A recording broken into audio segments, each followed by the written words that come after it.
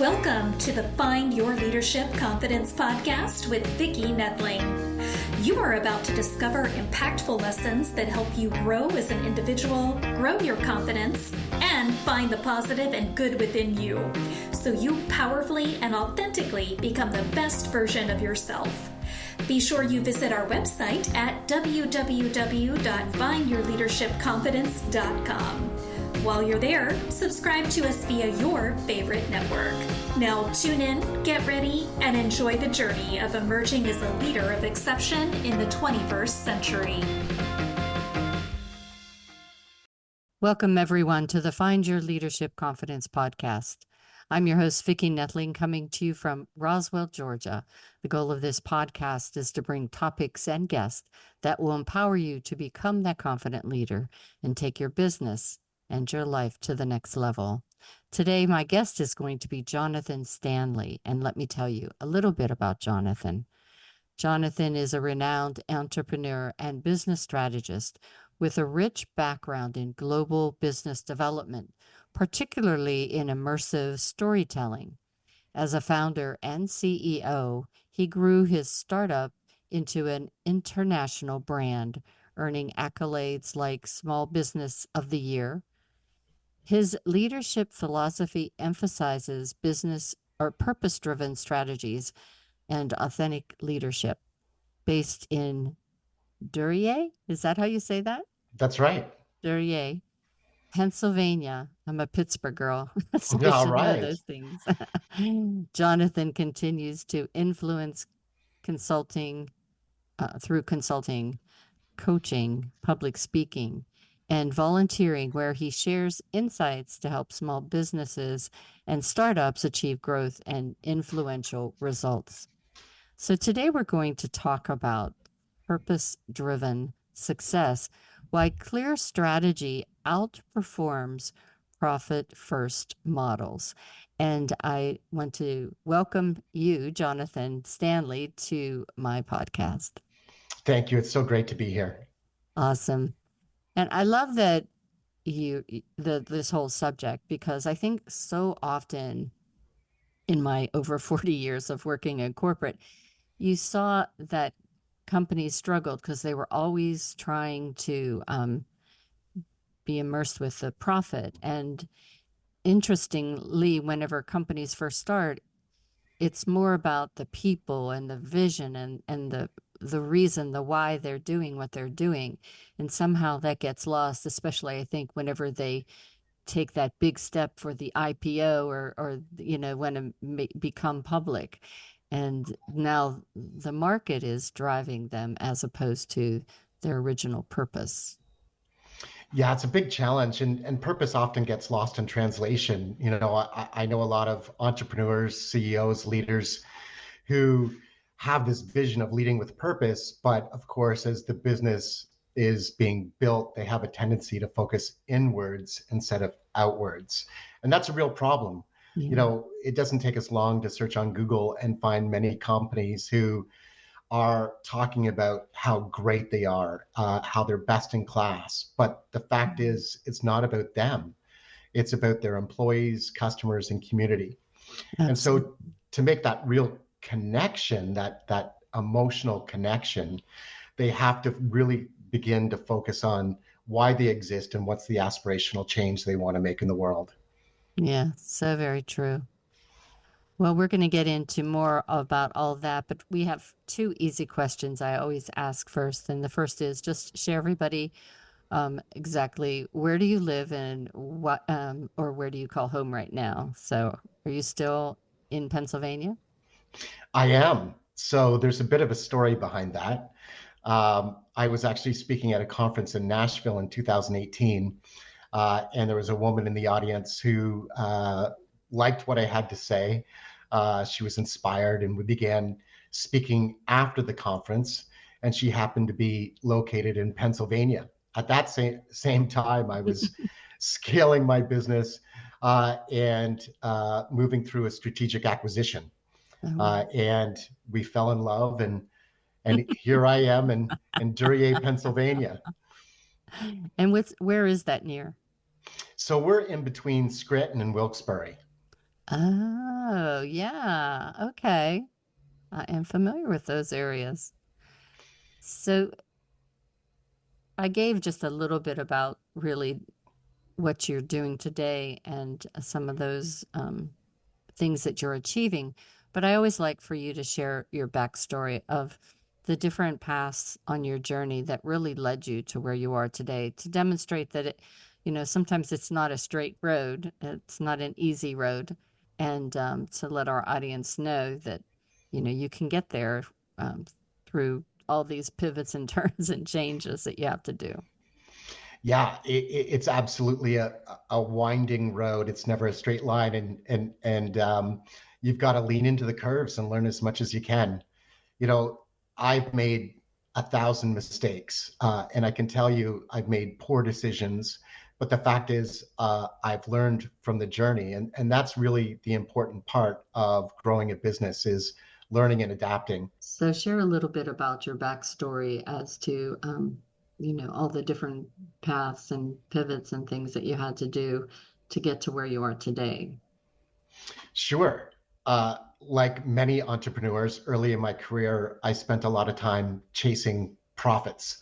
Every shiny new object that came along, and it was a huge distraction. My company wasted thousands of hours chasing after things we had no business going after. And then I suffered a tragedy in my life. I lost my brother to suicide. And that really sort of brought things into perspective for me. I really began to evaluate purpose and meaning. And he left me a message that said, be bold, be authentic. You can become the person you want to be. And that really resonated with me. There was a lot of introspection on that journey, and I realized that there were so many more things more important than money at the time. Yeah. And so after this sort of reevaluation, I really began to think deeply about purpose and meaning and what our business could do to affect real change in the world, to make a positive difference in people's lives. And that's really where the journey began. So what inspired you to write Purposeful Performance, and how does it reflect that journey that you just spoke about? Yeah, I really wanted to help entrepreneurs, CEOs, and leaders, lead organizations to get to the center of meaning, both inside and beyond their organizations. And a lot of entrepreneurs struggle with how to create that meaning. And so I provide a step-by-step guide on how to define your why, to instill values that guide behavior. It's the way you want people to think, act, and communicate inside of your organization. And this third piece of that is connection, how to forge that emotional connection with the people you seek to serve. And the second half of the book is how to take that purpose and fulfill it through strategy. So I provide a strategy framework, a very simple strategy framework that allows organizations to create a simple strategic plan in 10 slides and a quarterly execution framework to fulfill that purpose. And 86% of the workforce is currently looking for companies with purpose and values that align with their beliefs. Yeah. And they can't find them. So you talk about an infinite loop of connection. Explain to us what that is, and how it simplifies that strategic plan that you have in 8 slides. Yeah, so the infinite loop of connection is problem solution on the one side, and on the other side, it's internal external impact and internal external evidence. And at the center is meaningful. So I guide readers through a series of questions that really focuses on creating cultures of excellence first, people first before profit, and then how to create and then how to leverage that culture of excellence to achieve your purpose. And the challenge many organizations face is the fact that they may have a purpose, they may have values, but quite often they're empty promises. They're not fulfilled within the organization. Leadership does not walk the talk and walk the walk and talk the talk. And that's a real problem. You've got to lead by example. Mm-hmm. Whenever you talk about excellence, I always want clarity in that, because I think people, when they hear excellence, they think perfect. And in my experience, perfect is just, it's not achievable. I always say it's boring, because when you try to do perfect, you're setting yourself up for something that I think is, in most cases, unachievable. And so you never get to your purpose, because you're always focusing, I think, on trying to be perfect, as opposed to looking out and seeing, okay, this was my idea, but there's a better way to do it, a different way to do it that would bring me excellence. Yes, and really excellence is about leading with empathy. Empathy is at the core of everything we do. Yes. So from an empathy standpoint, how can I show empathy as it relates to my customers, my employees, and my community? And empathy is at the center of every great customer experience and innovation. And far too many companies are developing products and services that serve their needs, not their customers' needs. So when creating value, you don't need to be perfect, but instead of shouting about how great you are, you've got to step back and say, I see you, I hear you, I understand you, and we exist for you. That's the real subtle difference in terms of, promoting your products and services to the market. It's not how great you are, because you don't get to choose how great you are. Your customers do. So what can you do from a, a solutions perspective to create real connection with the people you seek to serve?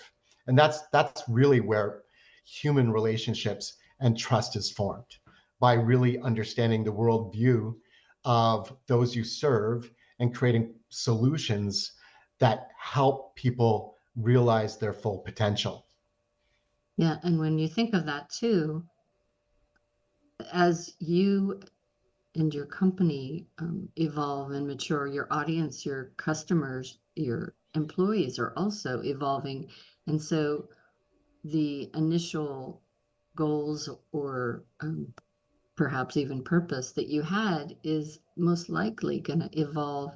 And so you have to be willing to change. And I think, especially entrepreneurs, we start out and we have a clear vision of what we want, but we don't look at that long term and strategic outlook, as to see, okay, when I get to this level, I know this is my baby, but that baby's going to start to walk and run and leave home, maybe, kind of thing. And you Right. have to be willing to let that happen. And I think sometimes that holds us back.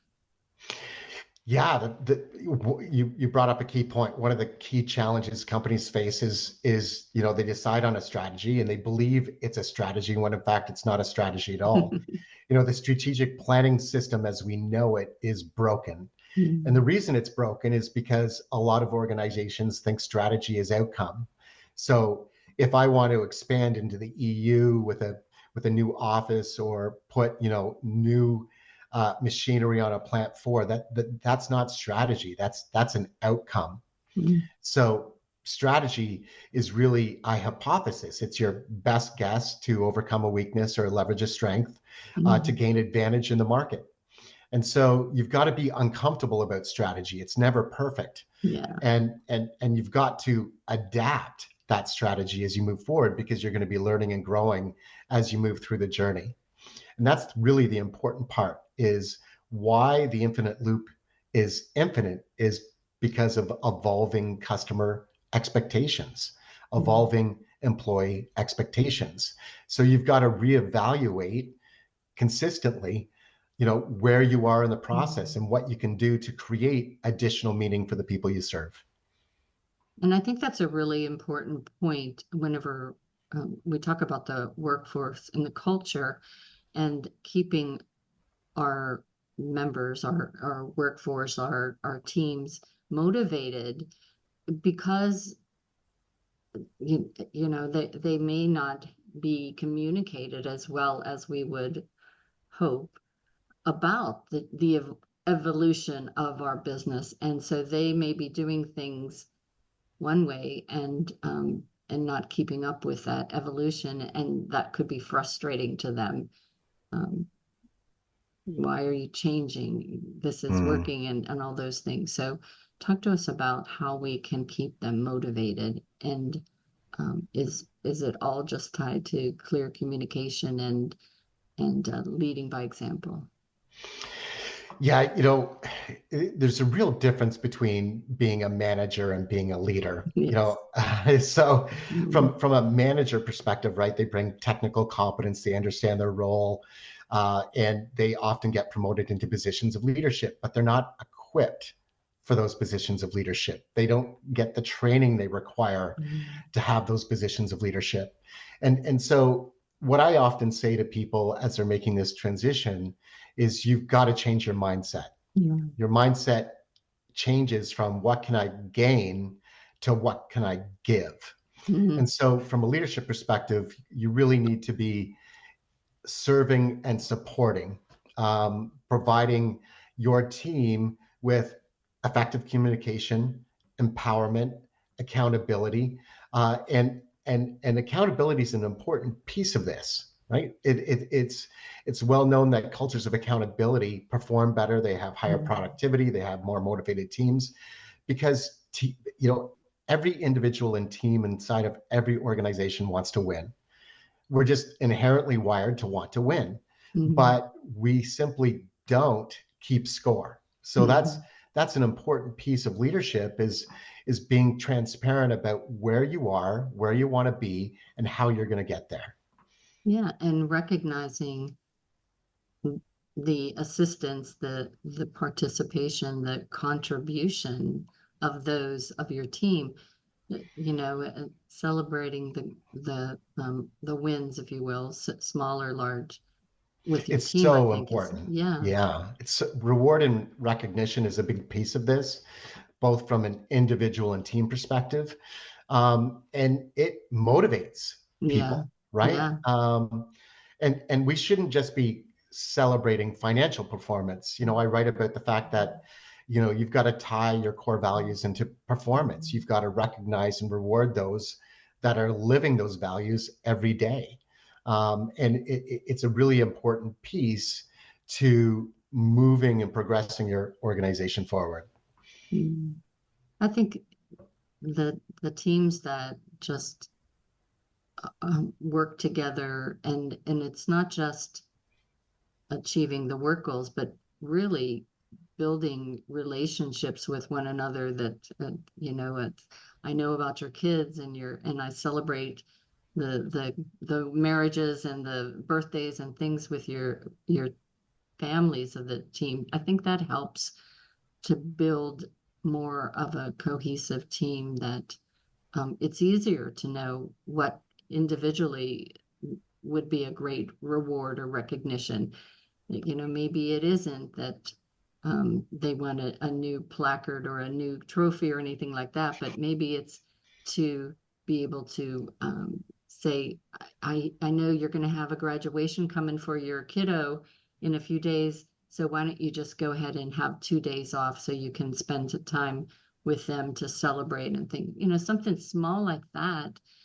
Um, So important. mhm, yeah. And you raise a great point. So there was research done on 25,000 leaders and their 360 assessments. And what they found was the top 10% of leaders created strong emotional bonds with their employees. And so the secret is it's not difficult, Vicki. It's Mhm. it's coming to leadership with genuine care and authenticity. Mhm. And the challenge we face is a lot of people go to work and have a subpar human experience, right? They leave Mhm. part of themselves at home, and authenticity is such an important part of leadership, and caring, deeply caring for those you serve. Yeah, it's so true. I think that's when, after I retired and I started my business, I the leadership I thought was so huge to change the way that we lead today, and leading with the heart. the head in the hands. And too often we just go into it and think, this is butts in a seat, people. You don't do your job, someone else can take your job, kind of thing. And if you ask them about the people that work for them, they don't know. They don't know Right. who they are, what they're all about. And that's a mistake. It really is. The challenge many leaders face is they get into a position of title. The problem is a title doesn't define how great you are. Your actions do. So from a leadership perspective, instead of thinking about your direct reports, think about how you can provide direct support. How can you help both your individuals and your team reach their full potential? What can you do to coach and mentor those you serve to become better versions of themselves? And celebrate in their success. That's the most fulfilling part of leadership. So how can companies measure and communicate the positive impact they're making on their employees, the customers, the communities? Yes. So one of the things I write about in my book is there's sort of several opportunities to create an internal benchmark. I used internal net promoter score, doing annual engagement surveys and pulse surveys throughout the organization to monitor this metric, which really defines how likely it is an employee will recommend the company to someone else. And the second piece of this is a leadership alignment survey, where you measure and monitor biannually leadership alignment around your strategic plan, as it relates to both internally and externally. And the third piece of this is, these surveys are only one way. So you're only getting one-way information. You've got to make it a priority to sit down and really talk one-on-one with each individual on your team. It's got to be a priority. You've got to set everything aside and put your full attention on each individual on your team once a month to have that personal one-on-one. And ask them, a number of questions in terms of how they're doing, how they're feeling, what's their perspectives on culture, how can you help them grow. This all leads to, what I consider to be cultures that genuinely care about the outcome of the work they do. Right. And I think too, we have those discussions perhaps, but then whenever we see there's that gap,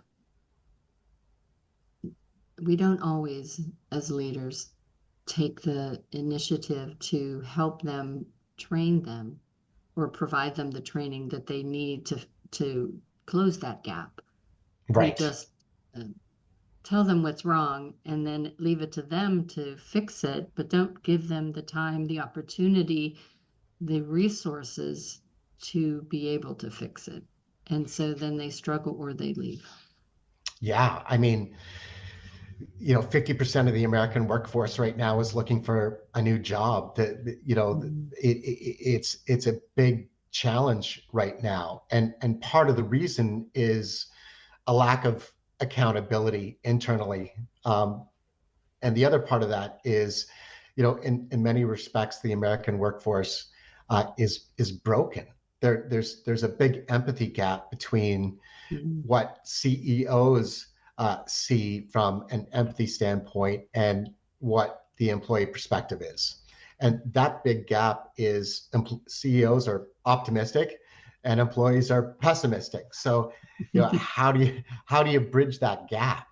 And it's really important to start asking, really critical questions, which are part of the infinite loop, which is, why do our employees care about us? And what can we do as an organization to ensure we're focused on the well-being of those employees? And it's not just about, having a great benefits package. Yeah. It's about really forging important emotional connections inside and outside of your organization, and that requires purpose and values. Yeah. Values are so important to guiding workplace behavior. That's very true. And, and I think it just all ties together then, that once you have empathy and when you start to um, build connections with your teams and your employees and communicate the purpose and the changing and the even one of a few of my best bosses or leaders were ones that shared with me information that was out of my level, but it helped me understand what my job was, how it was tied to the purpose. And therefore, I Yeah. was so much more inclined to do more because I felt um, I guess, appreciative that they shared that inside information with me. But it also just made me understand, okay, what I do is important in this. These I was a cog in the wheel that was important.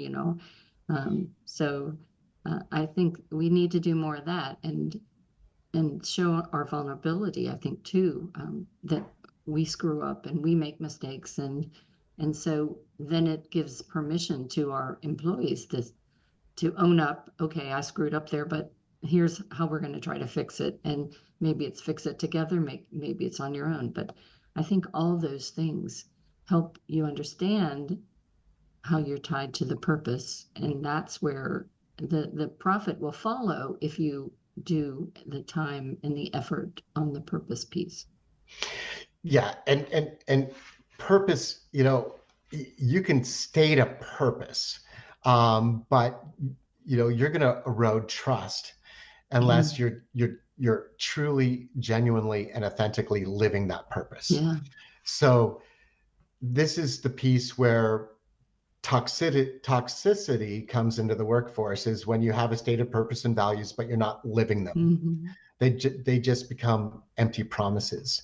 Yeah. And you're absolutely right. Your role as a leader is to help each individual connect the dots, right? Mm-hmm. Everyone has a role to play.